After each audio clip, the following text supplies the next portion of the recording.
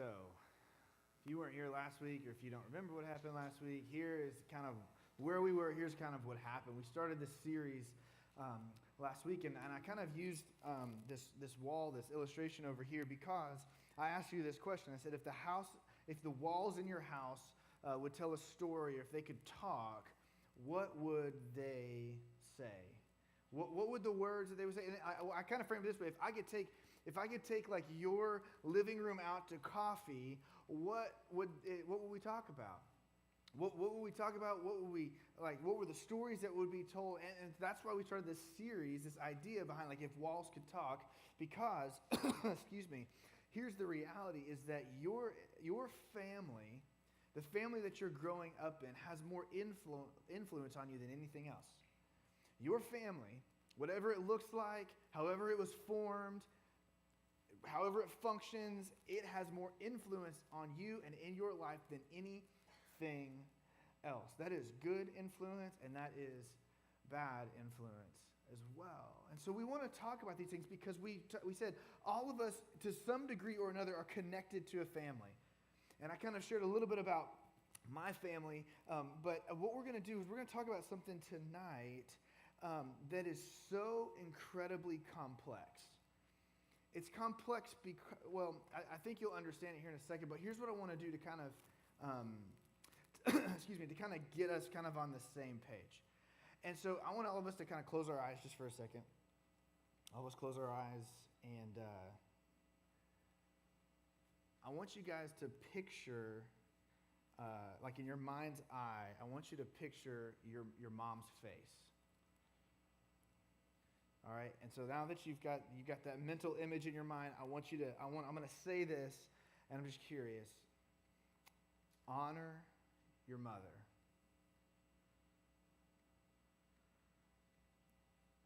All right, now still with your eyes closed, I want you to picture your dad. In your mind's eye, picture your dad. I want you to think. Honor your father. All right, you can open your eyes now. Here's the reality. As I've sat with some of you, and as I know some of your stories, I don't know all of your stories, but here's what I do know, is the emotions that you feel are different than probably the person sitting next to you. When I said picture your mom in your mind, some of you have a clear picture. You've got one mom, and that's it, and that's good. But for some of you, you're like, well, is it my stepmom, or is it my adopted mom, or is it my real mom, or what mom is it? The same thing for your dad. Even if your dad is amazing and awesome, you have some different emotions, or maybe it is your stepdad or a foster dad or the dad that adopted. I don't know, but we all feel these different emotions. And so when I was getting ready for this, when I was you guys' age, I remember if you would have said, okay, picture your dad. Okay, well that's kind of complex because I got kind of like a double dad situation. I've got like a dad, and then like I have a stepdad. And so I'm like, okay, I got my stepdad in my mind. And then it was like, honor your father. And the first thing that I would hear, the first thing that I experienced was I would hear a garage door. Because anytime, if I was at the house, by myself or with my sister or whatever, and the garage door opens around 5 p.m., garage door opens, we knew it was my stepdad. We literally grabbed everything we had and ran away because we just didn't want to be around him. We didn't want him to tell us clean the kitchen or anything like that, but we also just didn't really like being around our stepdad. So for all of us, we have all of these just different emotions that we feel when we say things like honor your mom, honor your dad, and we don't know really what to do. And so kind of to talk about kind of my parents, I have a mom, and I told you, she's amazing and awesome, and she married my dad, and they got a divorce, and then she got remarried to my stepdad. They're still together, but then my dad married this other lady named Linda. And so at some point along the way, I had two moms and I had two dads, okay? And I just didn't really know what to do with it. I didn't know how to process a lot of that. And when we talk about this idea of honoring our parents, of honoring our mom and our dad, for some of us, man, our moms and our dads, they were great. They were so good. they're so amazing. That there may be some disagreements along the way, but like the practical outworkings of us honoring our parents is incredibly, incredibly, incredibly complex. And so we're going to kind of dive into that for just a few moments. And so with that in mind, we're gonna look at one very short passage in Scripture, and it says honor your father and mother. But before we get there, I want to give us a little bit of context, okay? So we were talking about this in my D group last night, but this idea, so there is like this group of people, they were called the Nation of Israel. Nation of Israel, God's chosen people, and so they were living in the context. So there was a group of people, and they were living in the context of a larger geographical area. It would be very similar to the fact that we are in Arkansas, and we are part of the United States. Make sense? So the nation of Israel is living in the context of this place called Egypt. So it's like in northern Africa. So they're living there, and they have their own traditions, their own customs, their own ways, their own religion. All right, and they live in the context of Egypt, and they are enslaved by the Egyptians. All right, so things aren't going very good for the Israelites. Now, as these are God's chosen people, they just begin to like multiply. They just begin to expand and grow. God is blessing what is happening. The king of Egypt, the Pharaoh, gets so worried, so scared, that he's like, we got to do something about it. And so the king of Egypt, he says, here's what we're going to do. He talks to all of the labor and delivery nurses that were there, and he says, here's the deal. As a mom is giving birth, if it is a girl, let her live. If it's a boy, kill it. As simple as that. If it is a girl, let her live. If it's a boy, just kill. I don't care how you do it, just kill that baby. And so what would happen is what they were hoping to happen is that the nation of Israel would begin to shrink and then be absorbed by Egypt. Because if you take an entire generation of men out of the picture, those women have to marry somebody, and they're not going to be Israelites because there's nobody their age to marry. So that was the hope. That's what they were trying to do. But what happened, there was this girl, and she was pregnant, and she had a boy. And obviously, she didn't want the baby boy to be killed, and so what she did is she put him in a basket and pushed him down the Nile River. And lo and behold, Pharaoh's daughter encounters this baby, raises this baby in Pharaoh's house, and this baby becomes the man that we know as Moses. And Moses is the guy that eventually becomes, and there's this phenomenal story, you should check it out. There's a phenomenal story about Moses leading the Israelites out of Egypt so they're no longer slaves, and they are wandering around the desert for 40 years. And because they are a nation, because they are God's people, God gives them these laws and these rules to help kind of govern things that are happening. And so Moses is given the 10 Commandments by God. All right, and so he writes them on these stone tablets. Moses has them, and he's the leader of the nation of Israel. And so he's telling the people these laws. Now, here's what I want you to understand. And this is why I wanted to kind of get all of this context. Is that these were God's chosen people. God loved this group of people. And he gave them laws and rules not to like make them have like, not to be like Captain No Fun. He gave them these laws to protect them.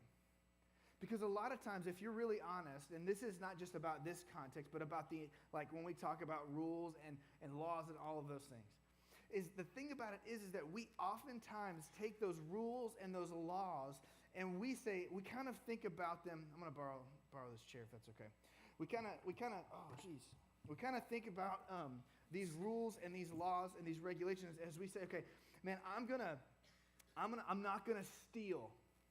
All right, and so we kind of step up on the I'm not gonna steal thing, and then we're standing up here and we're like, oh, I did a good thing. I did a thing that I wasn't supposed to do. So like now I'm closer to God. And then we're like, oh, you know what? Okay, I'm not going to steal. Oh, can I take this chair? Okay, I can't take that one because it's connected. Sorry, thanks, man. Sorry. So then we're like, okay. I mean, I'm not going to steal, but you know what? I'm also not going to like lie. Oh, now I'm even closer to God because of the good things that I'm doing. And so what we do is we begin to stack chairs. We try to climb a ladder of these good things. And we're like, look how good I'm doing. And then it's like, oh, man, I cheated on that test. So, I'm still right here, but God loves me less now. I'm not as close to God because of the oh, but you know what I did? I did sit next to that weird kid at lunch. And so, man, I'm doing good. I'm doing better now. Are you guys tracking with me? So when we think about these rules and these laws, we think, man, I'm going to do these good things and I'm going to not do these bad things because I want God to love me more. I'm gonna do more of the good things and less of the bad things because I'm trying to earn God's favor for my life. Here's what I want you to understand. These were God's chosen people. God already loved them, and he gave them these laws and these rules, not so that they can say, look how good we are. God, don't you want to love us more? He gave them to us to protect us. And the same thing for you and the same thing for me. Thousands of years later, when it comes to this context of us understanding laws and these rules, I want you to understand that it is not about us trying to earn God's favor. It's not about us trying to get more acceptance from God, but rather it's for us trying to be closer to God. See, we talk about it this way. We do not follow the law for acceptance. We don't follow God's law because we want to get more acceptance from God, but we do it from acceptance. Because God loved us, we follow these rules. We follow these laws. We bend our life to the scriptures. And so this is the context in which Moses is giving this rule. And he says this in Exodus chapter 20.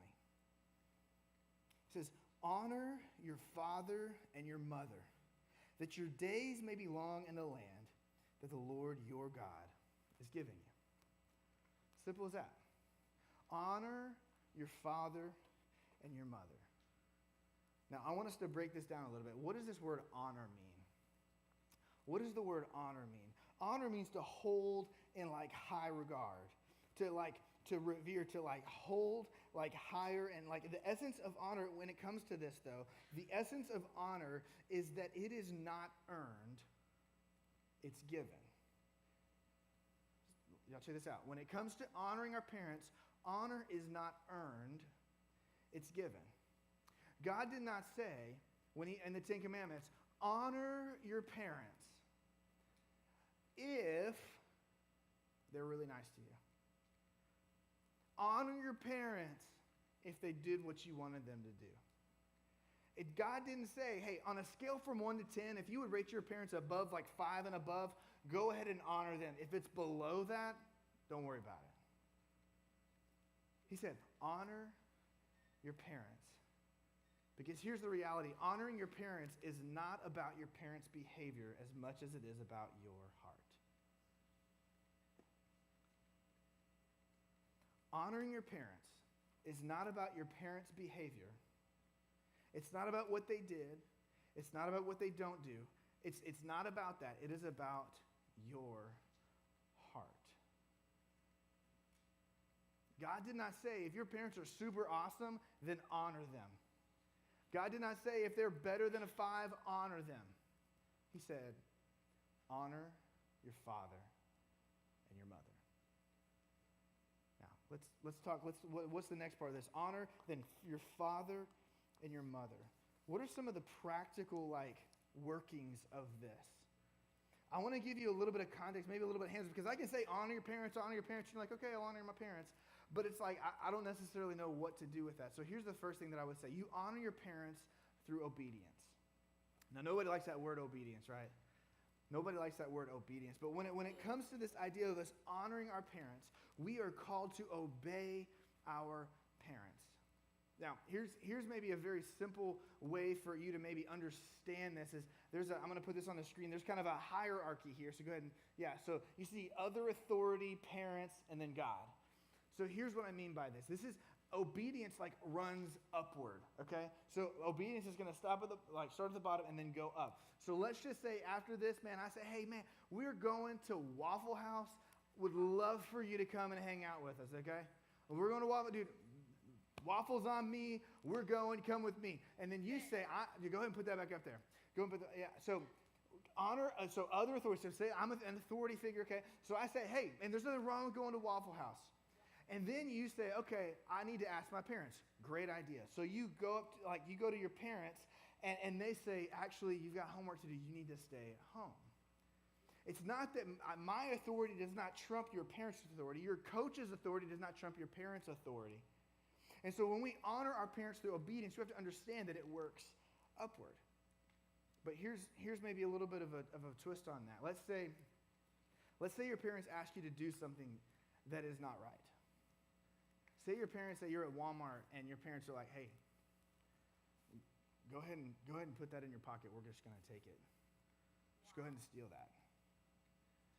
Honoring your parents in that moment in obedience to say, okay, if you are my parent and you say to do that, that is not honoring your parents because obedience runs upward. So say your parents say, yeah, it's okay for you to steal that, but then you get to God. God says, don't steal. So obedience runs that way, but a way that you honor your parents is through your obedience. The next way, and this one is tough, the next way that we can honor our parents is through this thing called empathy. Empathy. Now, empathy, the basic idea behind empathy is just putting yourself in somebody else's shoes. Trying to imagine somebody else's life. Trying to live their story for a little bit. And when I talk to parents often, I'll tell them, I say, hey, look, that 13-year-old that's in your house, they are only 13 for a year. And that's it. And after that, they turn 14, and they are no longer, you have a 14-year-old now, but you no longer have a 13-year-old. And the reason that I tell you that is because for your parents, especially you who are firstborns, you are the first kid that they have had that is your age. You are the first 15-year-old they've ever had in their house. There's a really, really good chance the last time your parents hung out with a teenager was when they were a teenager. And so when you think about it that way, maybe give your parents a little bit of empathy. Because as I talk to your parents, one, they love you, but here's the thing, it is really hard to try to navigate this thing of parenting because they don't know what to do because they've never done it before. It's like if I said, would you go ahead and just write with your left hand, if you're right-handed, write with your left hand for a week? You'd be horrible at it, right? Maybe let's give our parents a little bit of grace when it comes to that. The next thing that I would say is this: seek wisdom. The way we can honor our parents is through seeking wisdom. Proverbs talks about this a ton, how we're supposed to seek wisdom from our parents. I'm telling you, they may be old, you may not understand them, but I'm telling you, they've been where you are before, and maybe they can offer a little bit of wisdom. We can honor them through our language, how we talk about them, how we talk to them. So the last thing that I would say is a way that we can honor them is through prayer. Now, if you don't know your parents, if you do know your parents, this is a way that you can honor them, is to pray for them. And if you know your parents and you're like, I don't know what to pray for them, well, maybe a thing that you could do, and this is going to be super bold, you can maybe ask them, hey, Mom, I've been wanting to pray for you. What can I pray for you about? Man, that could be such an amazing moment. What a way to honor somebody. But maybe your parents are not in your life. Maybe your dad left. I don't know your situation. I think that's still a way that you can honor your parents is by prayer. And you're like, I don't like my parents. They're dumb. They're stupid. They did this. They did that. Here's the deal. Jesus talks about maybe they feel like your enemy. Jesus says we're supposed to love our enemy and pray for those who persecute us. Because again, honoring your parents is not about your parents' behavior. It's about your heart. It does not say honor your parents if they're super awesome. Honor your parents if they get you a new iPhone. Honor your parents if they did this. Honoring your parents, it's not about their behavior, but it's about your heart. Now, I'm going to take a little bit of a turn here because I think we need to talk about something that that may not be it may not talk to everybody. This may not be for everybody, but I'm going to ask that you guys, and you guys have been super good, that we would be a little bit more mature as I'm about to talk about this. Okay.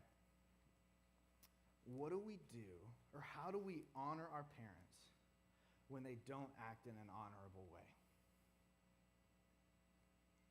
I mean, for some of us in the room, our parents, man, they're fine. Like if on a regular day, it's like, yeah, our parents are fine. They ground us or they do whatever. And they're annoying. They're dumb sometimes, but like all in all, they're fine. But what about you guys, and for some of you guys, I know this is your story. What do you do? How do you honor your parents when they don't act in an honorable way?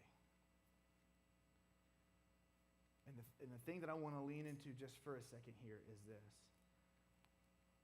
For some of you, your parents have hurt you. They have abused you. They have neglected you. And honoring them is not like you staying there. Honoring your parents, like just saying, oh, but they're my parents, or they'll get better next time. No, no, no, no. If a parent is abusing you, hurting you, I want you to understand that Jesus kind of redefined family, and this is a spiritual space here. This is a spiritual family here, and you do not have to bear that burden. In fact, perhaps one of the most honorable things that you can do for your parents is let them feel the consequences of that on this side of eternity and not the next side. So how do we honor our parents when they don't act in an honorable way? I'm not going to get into details, but I do want you to understand this. Dalton and myself will be up here afterwards.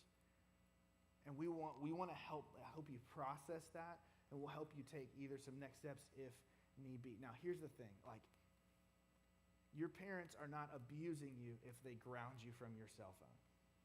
Okay? Your parents are not abusing you if your mom yells at you to clean your room. Now, if your dad or your mom comes to you and tells you to stop playing Fortnite and they hit you across the head, that's different. Are we tracking?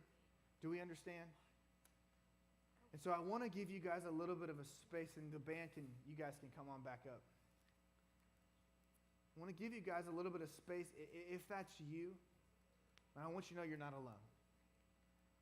But the thing about it is when we want to honor our parents, we are called to honor our parents even if they don't act in an honorable way. And honoring our parents is not about their behavior, but it's about our heart.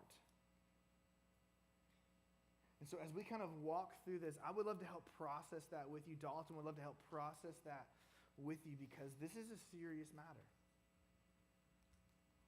This is serious. And so we are called to honor our parents. And honoring our parents is not about their behavior, but it's about our heart. And God goes on to say that honoring your father and your mother, that it may go good for you in the land that you're going to. And I'm telling you something, if you honor your parents, it's not going to be that it's going to be rainbows and dandelions afterwards. It's not that there's going to be everything is going to be awesome. But I will say this, that it's going to be good for your heart. Because you're going to be living according to God's word. Honoring your parents is not about their behavior, but it's about your heart. Jesus, we thank you and we need you. So, Father, I pray that you would do a work that only you can do. God, as we sing one last song, would you be in this space tonight? So, God, we love you. In Jesus' name.